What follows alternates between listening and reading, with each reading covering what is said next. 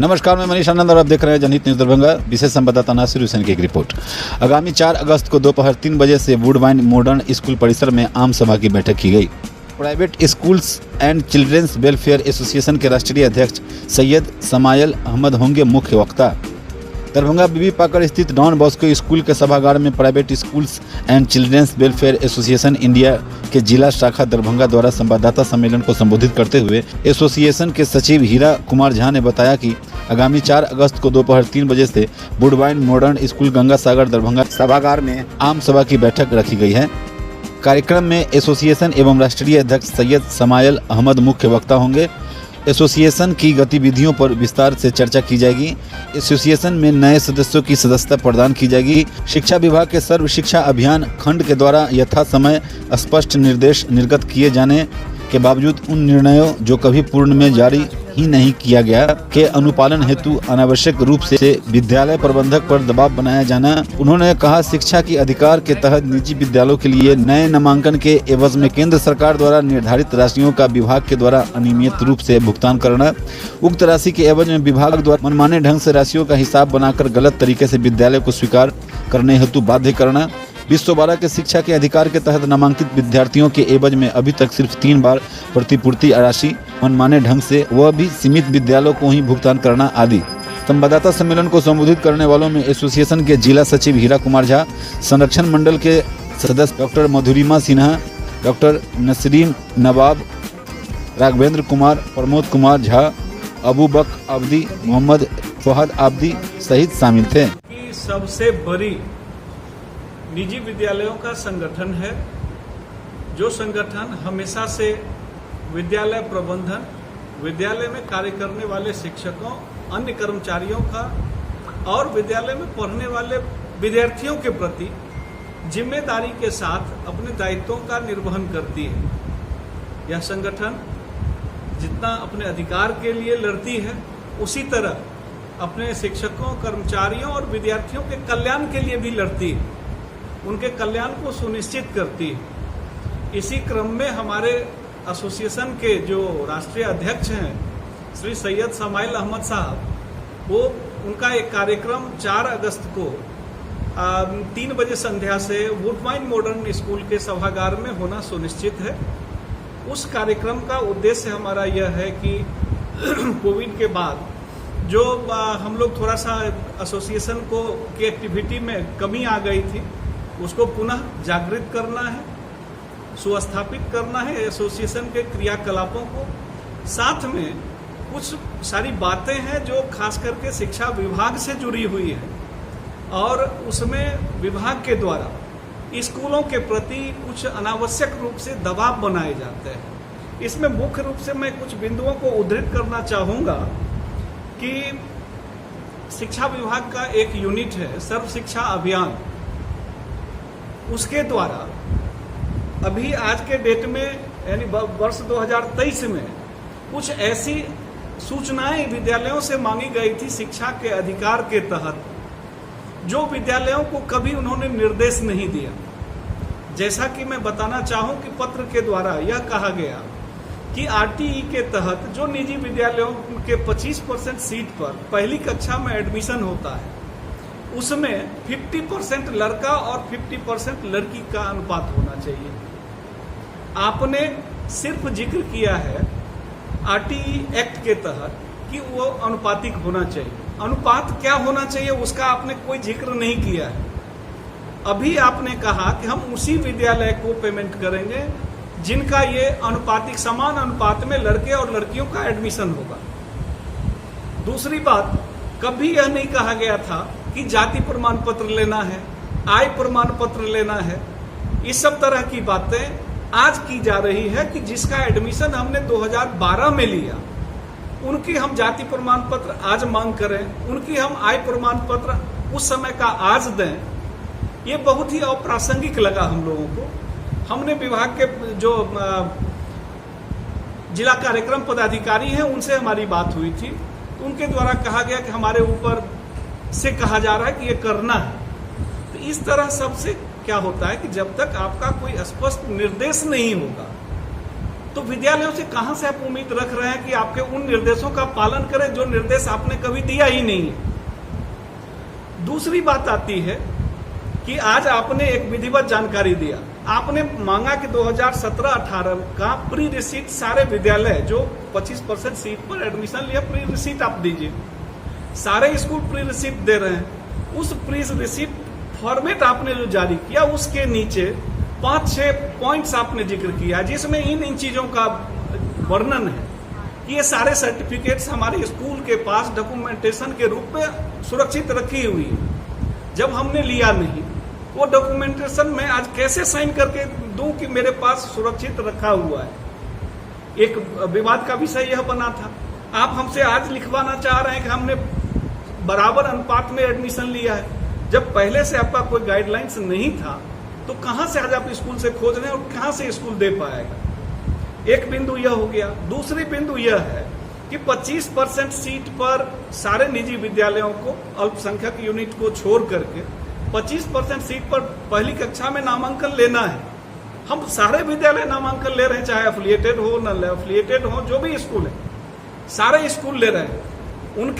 उन बच्चों की पढ़ाई के लिए उनका क्लासरूम इंगेज हो रहा है, उन पर हम टीचर को लगाए हुए हैं। उसके एवज में जो आपकी योजना है, जब आप हमसे अधिकार की बात करते हैं तो आप अपने अधिकार के तरफ भी तो झांकिए, आप अपने कर्तव्य को भी तो। हम अपना कर्तव्य तो कर रहे हैं, हम एडमिशन सारे विद्यालय ले रहे हैं। उन बच्चों को हम के साथ हम कोई भेदभाव नहीं कर रहे हैं, उनसे हम कोई एक पैसा, कोई मैनेजमेंट हमारा 5 पैसे का उन बच्चों से, उन अभिभावकों से नहीं लेते हैं।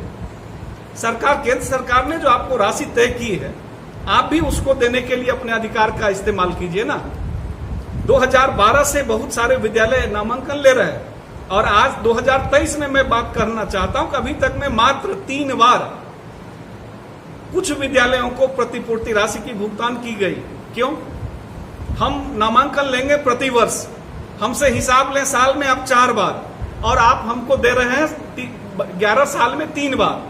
मैं अपनी बात बताता हूं, महात्मा गांधी शिक्षण संस्थान हमारा है। मैं इसमें यह कहना चाहता हूं कि आपने 2013 में मुझे दिया 50 या 60 हजार रुपया का एक चेक, जो चेक ऑलरेडी एक्सपायर्ड हो चुका था और डेटेड हो गया था, उसने रिसीव कराया।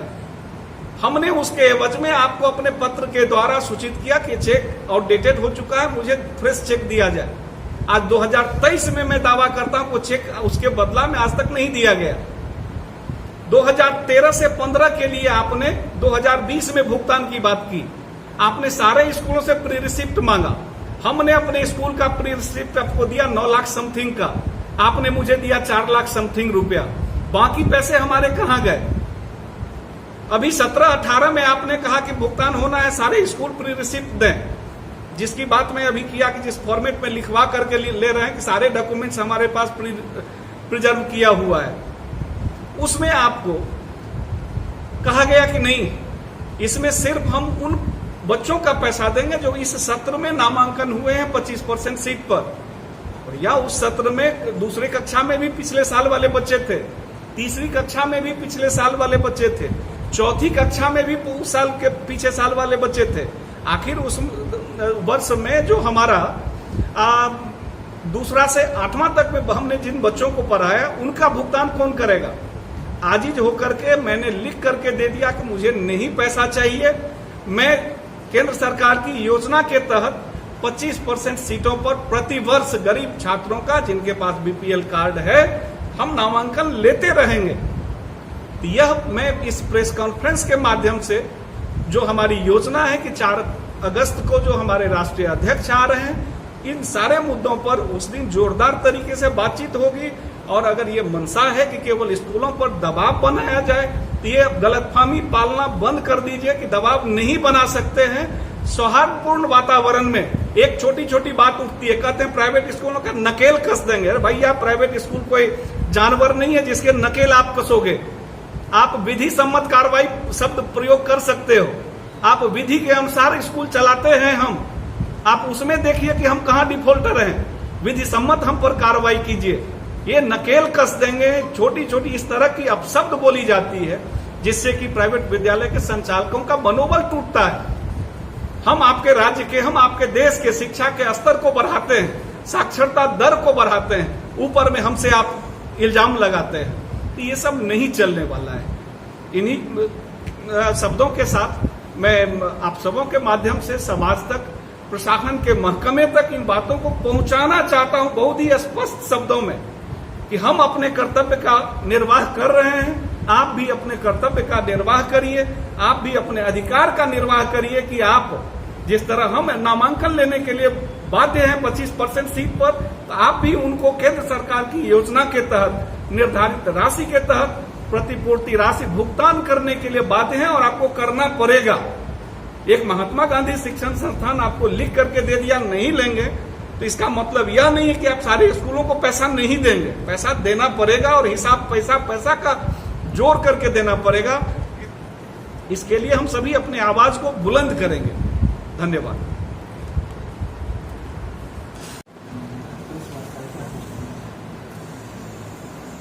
4 अगस्त को हमारे private school engineer welfare association के राष्ट्रीय अध्यक्ष श्री सैयद शनार अहमद साहब के भवन में उनका आगमन है और वुडबाइन मॉडल स्कूल में हमारा कार्यक्रम है। और अभी जिस तरीके से मामला आप लोग भी देख रहे हैं, प्रेस मीडिया में भी आ रहा है, स्कूलों प्राइवेट स्कूलों के साथ जिस तरीके से मामला हो रहे हैं, बातचीत हो रही है और जो कुछ अपशब्द का इस्तेमाल हो रहा है। और हम जब भी सरकार को प्राइवेट स्कूल से जो भी मदद चाहिए होती है या जिस तरीके का उनका जो ऑर्डर होता है उसको हम लोग बखूबी निभाते हैं और उनके हर कार्य को एकदम उनकी उम्मीद से ज़्यादा अच्छे तरीके से करके देते हैं।